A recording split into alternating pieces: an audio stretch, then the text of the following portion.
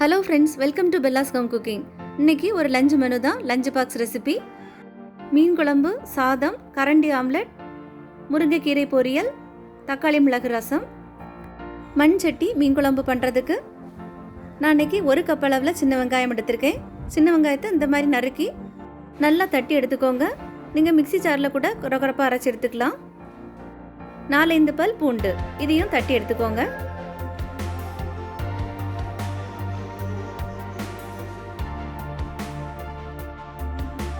ஒரு medium size தக்காளி நறுக்குனது கைகளால் பிசைஞ்சு எடுத்துக்கோங்க, அல்லது இந்த மாதிரி கல்லால் நசுக்கி எடுத்துக்கலாம். மிக்சி ஜாரில் கூட நீங்கள் அரைச்சி எடுத்துக்கலாம். நான் இன்றைக்கி மண் சட்டியில் மீன் குழம்பு பண்ண போகிறேன். நல்லெண்ணெய் எடுத்திருக்கேன். நல்லெண்ணெய் மீன் குழம்புக்கு நல்லாயிருக்கும். 1 டீஸ்பூன் அளவு கடுகு, 1 மிளகாய் வத்தல்.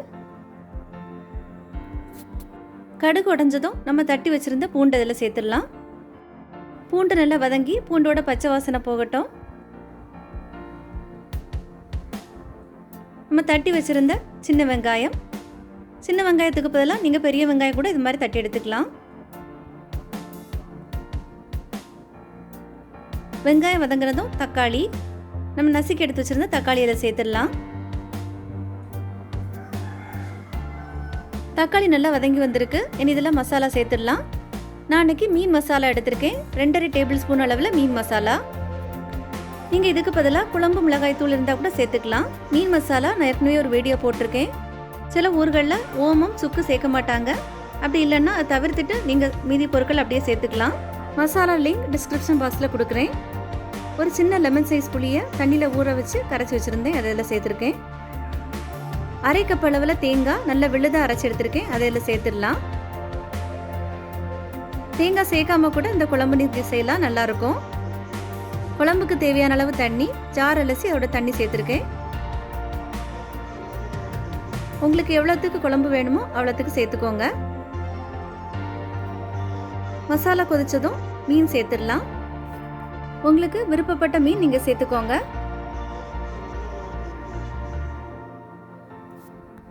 குழம்புக்கு தேவையான அளவு கல்லுப்பு, 2 பச்சை மிளகாய் நீளவாக்கில் நறுக்குனது, 4-5 பீஸ் மாங்காய்.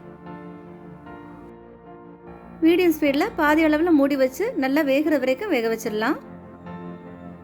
அப்பப்போ திறந்து கலந்து விட்டுக்கோங்க. ஸ்பூனால் கலந்தால் உடஞ்சி போயிடும். லேசாக இந்த மாதிரி கலந்து வச்சுக்கோங்க, அப்போ தான் அடி பிடிக்காமல் இருக்கும். குறைவான தீயில் 4-5 நிமிஷம் இருக்கட்டும். மீன் நல்லா வெந்து வந்திருக்கு. இனி இதில் ஃப்ரெஷ்ஷான கருவேப்பிலையை தூவி ஆஃப் பண்ணிடலாம். கருவேப்பிலை கொஞ்சம் அதிகமாக சேர்த்துக்கோங்க, நல்ல வாசனையாக டேஸ்ட்டாக இருக்கும். நம்மளோட மண் சட்டி மீன் குழம்பு ரொம்ப சுவையாக தயாராகிருக்கு. நீங்களும் ட்ரை பண்ணி பாருங்கள். முருங்கைக்கீரை பொரியல் பண்ணுறதுக்கு ஒரு மண் சட்டியில் தேவையான அளவு எண்ணெய், நான் தேங்காய் எண்ணெய் சேர்த்துருக்கேன். 1 டீஸ்பூன் அளவு கடுகு, கடுகு உடைய ஆரம்பித்ததும் 1 மிளகாய் வத்தலை கிள்ளி சேர்த்துருக்கேன். 5-6 சின்ன வெங்காயம் நீல வாக்கில் நறுக்குனது. வெங்காயம் நல்லா வதங்கி வரட்டும். வெங்காயம் வதங்குறதும் 1/2 டீஸ்பூன் அளவு மிளகாய் தூள், 1/2 கப் அளவு துருவின தேங்காய், தேவையான அளவு பொடி உப்பு. உப்பு சேர்க்கும் போது கவனமாக சேர்த்துக்கோங்க. கீரைக்கு பொதுவாக உப்பு அதிகமாக ஏற்காது. திரும்ப தேவைன்னா சேர்த்துக்கலாம். ஒரு வாட்டி கலந்து விட்டதுக்கப்புறமா முருங்கைக்கீரை, 1 கட்டு அளவில் முருங்கைக்கீரையை நல்லா அடத்து எடுத்து வச்சுருக்கேன், அதில் சேர்த்துடலாம். அடத்து எடுத்ததுக்கப்புறமா 3-4 கைப்பிடி அளவில் இருக்குது. கொஞ்சமாக ஒரு 1/4 கப் அளவில் தண்ணி. கரண்டிக்கு பின்பக்கத்தை வச்சு நல்லா கலந்து விட்டுக்கோங்க. அப்போ தான் கட்டி பிடிக்காமல் நல்லா உதிரி உதிரியாக வரும். அப்பப்போ கலந்து விட்டுக்கோங்க. தீ இப்போ மீடியம் ஸ்பீட்லேருந்து ஹை ஸ்பீடு வரைக்கும் இருக்கட்டும். தண்ணி எல்லாம் வற்றி வந்ததும் ரொம்ப குறைவான தீயில கலந்து விட்டுக்கோங்க. எதுக்காக தண்ணி சேர்த்து வேக வச்சுருக்கோன்னா, முருங்கைக்கீரை நல்லா வெந்திருக்கணும். அப்போ தான் வயிற்று பிரச்சனைகள் வராமல் இருக்கும். கீரை வெந்து நல்லா வறுபட்டு வந்திருக்கு. கருத்து போயிடக்கூடாது, அதுக்கு முன்னாடியே ஆஃப் பண்ணிடலாம். ரெடியாக இருக்குது, ஆஃப் பண்ணிடலாம்.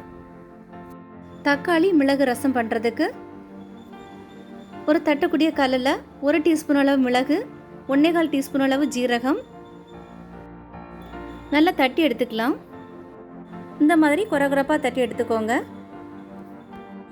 10-12 பல் பூண்டு இதையும் தட்டி எடுத்துக்கோங்க. இது கூடவே ஒரு பச்சை மிளகாய், 1/4 டீஸ்பூன் அளவில் மஞ்சள் தூள், கொஞ்சம் கருவேப்பிலை லேசாக தட்டி எடுத்துக்கோங்க. பச்சை மிளகாய் சேர்த்து பாருங்கள், நல்ல டேஸ்ட்டாக வாசனையாக இருக்கும். இந்த ரசத்துக்கு மொத்தத்தில் 1 லிட்டர் அளவில் தண்ணி சேர்த்துருக்கேன். 2 தக்காளியை விழுதாக அரைச்சி எடுத்து வச்சுருக்கேன். இதெல்லாம் சேர்த்துடலாம். நல்ல பழுத்த தக்காளியாக இருந்தால் கைகளால் கூட நீங்கள் பசிச்சு எடுத்துக்கலாம்.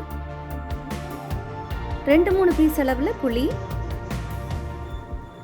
ரசத்துக்கு தேவையான அளவு கல்லுப்பு, புளியை நல்லா கரையும்படியாக நல்லா கரைச்சி எடுத்துக்கோங்க. கலந்து எடுத்ததுக்கப்புறமா உப்பு புளி சரி பார்த்துக்கோங்க. தாளிச்சிடலாம். நான் இன்றைக்கி ஒரு மண் சட்டி தான் எடுத்திருக்கேன். கொஞ்சமாக நல்லெண்ணெய், 1 டீஸ்பூன் அளவு கடுகு, கடுகு உடைய ஆரம்பித்ததும் ஒரு வரமிளகாய் கிள்ளி சேர்த்துக்கோங்க.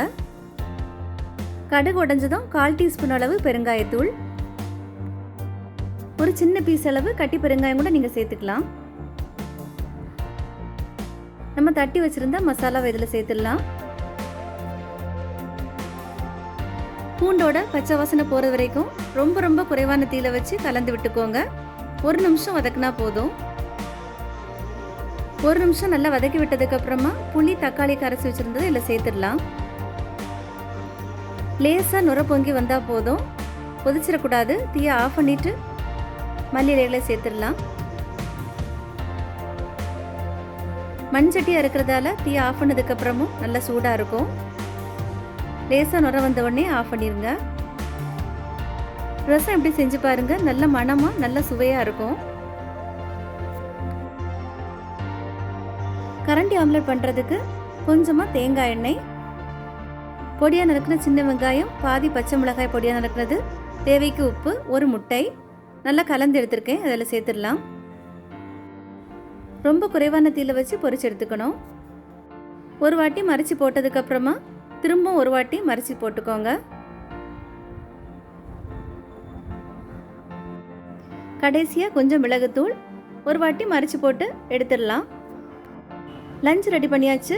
மீன் குழம்பு, சுட சுட சாதம், கரண்டி ஆம்லெட், முருங்கைக்கீரை பொரியல், தக்காளி மிளகு ரசம் எல்லாமே தயாராக இருக்குது. இந்த லஞ்ச் மெனுவை ட்ரை பண்ணி பார்த்து எப்படி இருந்துன்னு கமெண்ட்டில் சொல்லுங்கள். உங்களுக்கு இந்த வீடியோ பிடிச்சிருந்தா லைக் பண்ணுங்கள், ஷேர் பண்ணுங்கள். பெல்லாஸ் ஹோம் குக்கிங் சேனலுக்கு சப்ஸ்கிரைப் பண்ணுங்கள். தேங்க்யூ.